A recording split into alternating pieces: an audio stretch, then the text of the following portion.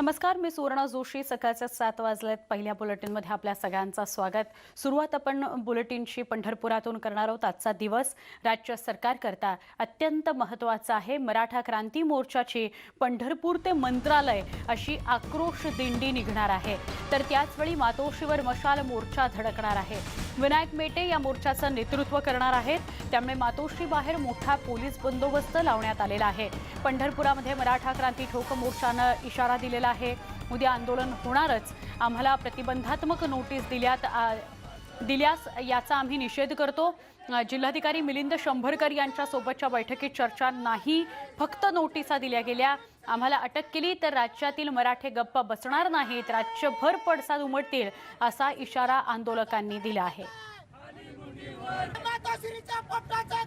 मराठा क्रांती मोर्चा आक्रमक झालेला आहे. पंढरपूर ते मंत्रालय अशी दिंडी आज निघणार आहे आणि मराठा मोर्चेकरी आक्रमक होत मातोश्रीवर सुद्धा धडकणार आहेत. मातोश्रीवर जो मशाल मोर्चा काढला जाणार आहे त्याचं नेतृत्व विनायक मेटे करणार आहेत. तर पंढरपूर ते मंत्रालय असा सुद्धा एक विराट दिंडी किंवा एक विराट मोर्चा निघणार आहे.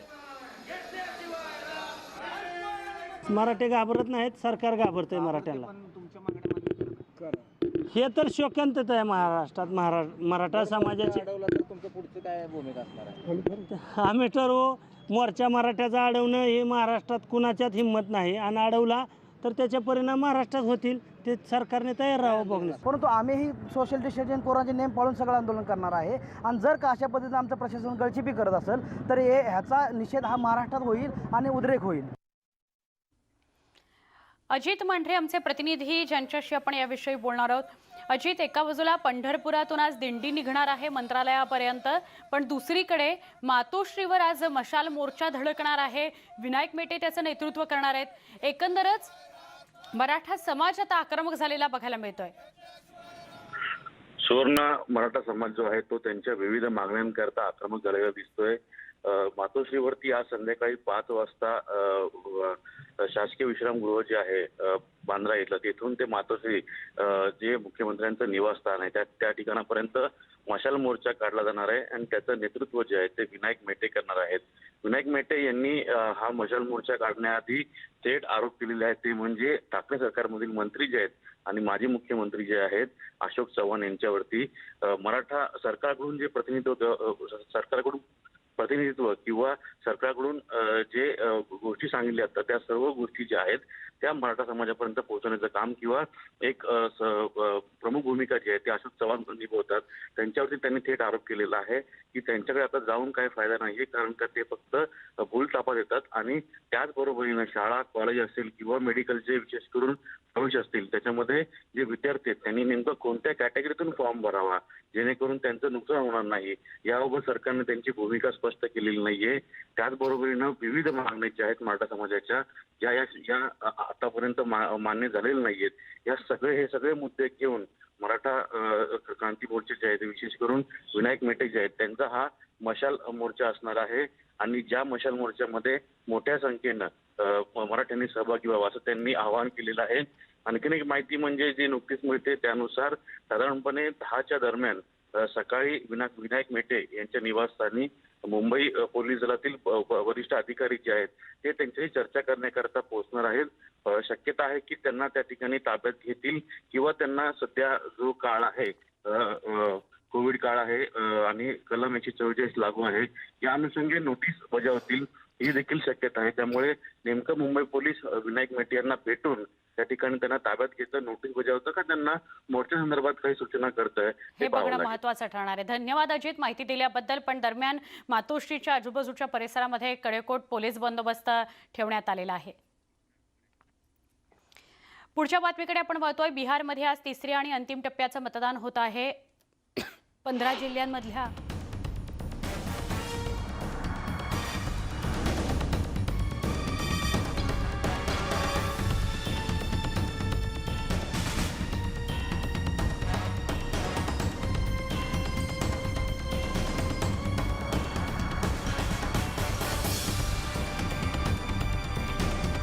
क्षमा करा 15 जिल्ह्यांमधल्या 78 जागांकरता आज मतदान होत आहे. आज एकूण 1204 उमेदवार रिंगणात आहेत.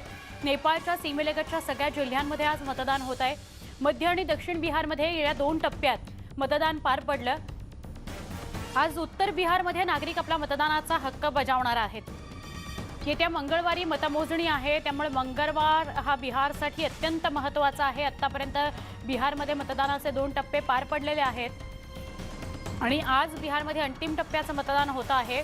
आपण या सगळ्याविषयी अधिक बोलूया आमचे प्रतिनिधी प्रशांत लीला रामदास यांच्याशी। प्रशांत, आज तिसऱ्या आणि शेवटच्या टप्प्याचं मतदान होत आहे, मतमोजणी मंगळवारी आहे। आजच्या दिवसभरातल्या घडामोडींविषयी काय सांगाल? मतदान सुरू झालेलं आहे का आणि आज कुठले कुठले महत्त्वाचे नेते आहेत ज्यांचं भवितव्य मतदान यंत्रामध्ये बंद होईल? बिहारमधील आज तिसऱ्या टप्प्याचं मतदान होत आहे। बिहार विधानसभा निवडणुकीमध्ये 3 टप्प्यात मतदान होणार होते, त्यामुळे आजचा हा शेवटचा टप्पा आहे। महत्त्वाचं म्हणजे बिहारमधील 15 जिल्ह्यातील 78 विधानसभांमध्ये आज मतदान होत आहे। सकाळी 7 वाजेपासून सायंकाळी 6 वाजेपर्यंत मतदान होणार आहे। फक्त चंपारण जिल्ह्यातील जे 4 मतदार विधानसभा आहे तिथे 4 वाजेपर्यंत मतदान होणार आहे। महत्त्वाचं म्हणजे जर बघितलं आजच्या या संपूर्ण मतदानाच्या प्रक्रियेमध्ये ज्या पद्धतीने कोरोनाच्या काळामधील सर्वात मोठी निवडणूक म्हणून बिहार विधानसभा निवडणुकीकडे बघितलं जातं, त्याचमुळे सर्व सुरक्षिततेचे उपाय पाळून या प्रकारे मतदान होणार आहे। आणि आज जर बघितलं आपण मुझफ्फरनगर सारख्या मतदारसंघामध्ये मतदान होणार, तिथे बीजेपीचे मंत्री जे आहेत रामकुमार वर्मा ते देखील आहेत। त्याशिवाय अनेक महत्वाच्या नितीश मंत्रिमंडळातील नितीश कुमार यांच्या मंत्रिमंडळातील अनेक महत्वाच्या मंत्र्यांचं भवितव्य आज ईव्हीएम मध्ये बंद होणार आहे। आणि सोबतच जर बघितलं तर यावेळच्या या 78 विधानसभांमध्ये यावेळेस महिलांच्या मतदारांची संख्या आहे 1 कोटीपेक्षा जास्त आहे। आणि ज्या पद्धतीने ही मतदानाची प्रक्रिया होणार आहे त्यासाठी जवळपास 2000 पेक्षा जास्त हे मॉडेल वोटिंग सेंटर तयार करण्यात आलेले आहे, ज्याला आदर्श मतदान केंद्र समजलं जाते, ते तयार करण्यात आलेले आहे। त्या ठिकाणी जर आपल्याला मतदान करायचं असेल तर आपल्याला हँड ग्लोव्ज घालून मतदान करण्याची संधी मिळणार आहे। व्हीएम वरती बटन दाबण्याची संधी मिळणार आहे आणि सोबतच प्रत्येक मतदान केंद्रांवरती जर बघितलं तर थर्मल स्क्रीनिंग होणार आहे। आणि महत्त्वाचं म्हणजे या संपूर्ण परिसरामध्ये मोठा पोलिसांचा ताफा, निमलष्करी दलाचा ताफा देखील तैनात करण्यात आलेला आहे। प्रशांत, धन्यवाद आपण माहिती दिल्याबद्दल। रिपब्लिक वाहिनीचे संपादक अर्णव गोस्वामींची कालची रात्र ही कोठडीतच गेली। आज दुपारी 12 वाजता अर्णव यांच्या जामिनावर हायकोर्टात सुनावणी होणार आहे। कोणत्याही न्यायालयाची परवानगी नसताना पोलिसांनी हेतुपुरस्सर गोस्वामी यांना बेकायदेशीर पद्धतीने अटक केली आहे, असा युक्तिवाद साळवे यांनी केला। विधानसभा हक्कभंग प्रस्तावाच्या संदर्भात सुप्रीम कोर्टाने गोस्वामी यांच्या अटकेला स्थगिती देऊन विधानसभा सचिवांना नोटीस बजावली आहे। इंटिरियर डिझायनर अन्वय नाईक यांच्या आत्महत्येप्रकरणी अर्णव गोस्वामींना अलिबाग पोलिसांनी अटक केली।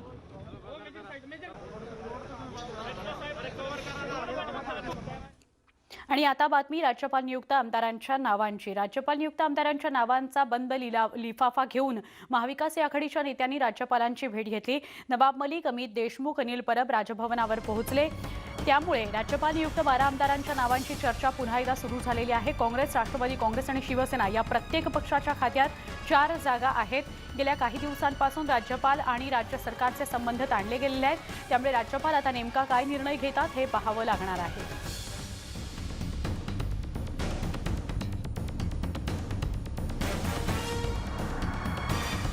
ही यादी आम्ही राज्यपालांकडे दिलेली आहे। एक अशी चर्चा आहे की राज्यपाल विरुद्ध राज्य सरकारचा काही संघर्ष गेले काही दिवस आपण बघितला, तो संघर्ष पाहता राज्यपाल ही यादी लवकर मंजूर करणार नाहीत अशी शक्यता आहे। समजा राज्यपालांनी यादी मंजूर केली नाही लवकर तर महाविकास आघाडी सरकारची पुढची भूमिका काय असणार आहे? या सगळ्या जर तरच्या गोष्टी आहेत। आम्ही कायदेशीर प्रक्रिया पूर्ण करण्याच्या दृष्टिकोनातून आमची यादी दिली आहे। आता त्यांना जो कालावधी लागतो त्या कालावधीत ते यादी जाहीर करतील। राष्ट्रवादी काँग्रेसची संभाव्य नावं ज्यावर आपण नजर टाकतोय, ही राष्ट्रवादी काँग्रेसची नावं आहेत। राष्ट्रवादी काँग्रेसचं पहिलं नाव एकनाथ खडसे, राजू शेट्टी, आनंद शिंदे, यशपाल भिंगे ही 4 नावं। तर काँग्रेसकडून रजनी पाटील, सचिन चव्हाण, मुझफ्फर हुसेन आणि अनिरुद्ध बनकर ही 4 नावं आहेत। शिवसेनेकडून आलेली नावं बघा, उर्मिला मातोंडकर, चंद्रकांत सूर्यवंशी, विजय करंजकर आणि नितीन बालगुडे पाटील। तिन्ही पक्षांची संभाव्य नावं ज्याच्यावर आपण ग्राफिक्सच्या माध्यमातून नजर टाकत होतो।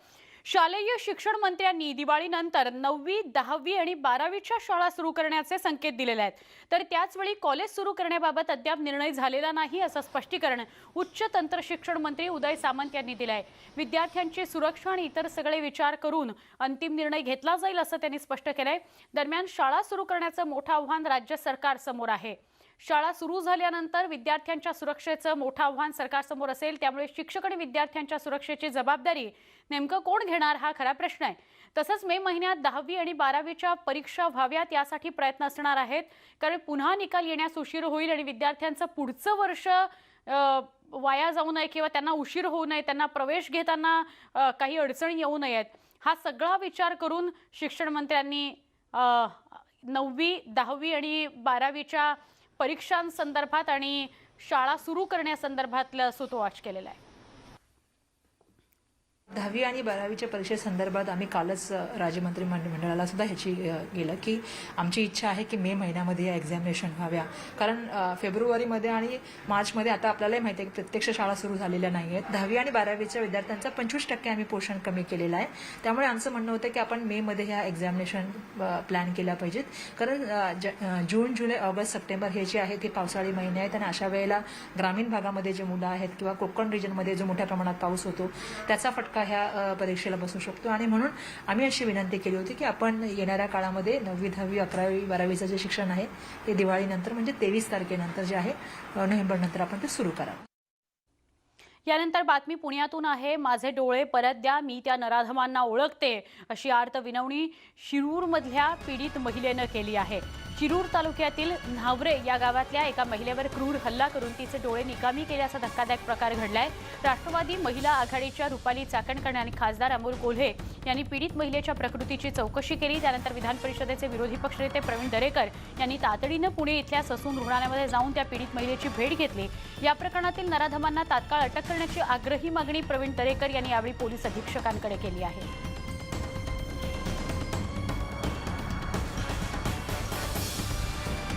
यामध्ये एक संशयित आरोपी हा ताब्यात घेण्यात आलेला आहे।